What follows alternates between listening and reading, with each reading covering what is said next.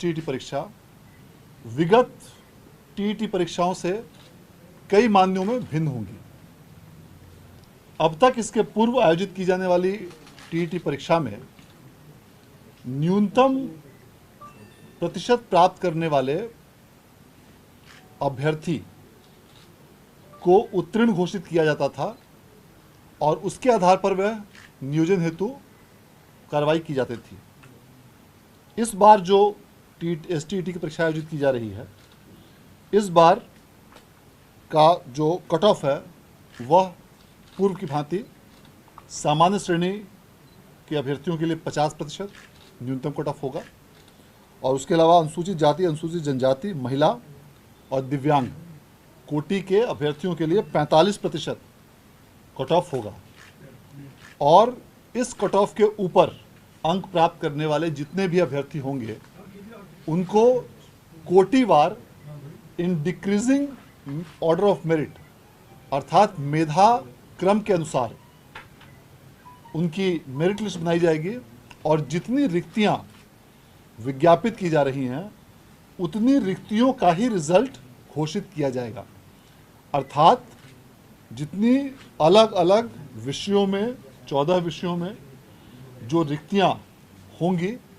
उन रिक्तियों के अनुसार उतने ही अभ्यर्थियों का श्रेणीवार कोटिवार रिजल्ट बिहार विद्यालय परीक्षा समिति द्वारा प्रकाशित किया जाएगा। इस मेधा सूची के तैयार करने में उनकी कोटि और अंक के अनुसार मेधा सूची तैयार की जाएगी। यदि दो कैंडिडेट्स का अंक बराबर होता है तो वैसे केस में उनकी उम्र के आधार पर मेधा सूची तैयार की जाएगी, अर्थात अधिक उम्र वाले अभ्यर्थियों को अधिमानता दी जाएगी। और यदि किसी कैंडिडेट्स के अंक भी बराबर होते हैं और उम्र भी बराबर होती है तो वैसी परिस्थिति में जिनको भी यूजी स्नातक परीक्षा 8th, 9th और 10th के लिए और 11th, 12th के लिए स्नातकोत्तर परीक्षा में जिनके अंक अधिक होंगे उनको मेधा सूची में ऊपर रखा जाएगा। और यदि किसी कारणवश संयोगवश ये तीनों चीज़ें किसी दो कैंडिडेट्स की या अधिक कैंडिडेट्स के बराबर होती हैं तो वैसे केस में अल्फ़ाबेटिकल अंग्रेजी वर्णमाला के अनुसार मेधा सूची तैयार की जाएगी। और इस प्रकार मेधा सूची तैयार करते हुए परीक्षाफल की घोषणा की जाएगी। प्रत्येक प्रश्न के 4 विकल्प होंगे और इसमें सारे प्रश्न ऑब्जेक्टिव प्रकार के होंगे और किसी भी प्रकार के नेगेटिव मार्क का प्रावधान नहीं किया गया है। इसके साथ साथ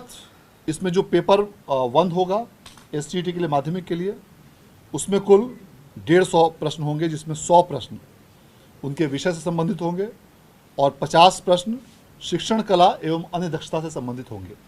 इसी प्रकार क्लास 11th और 12th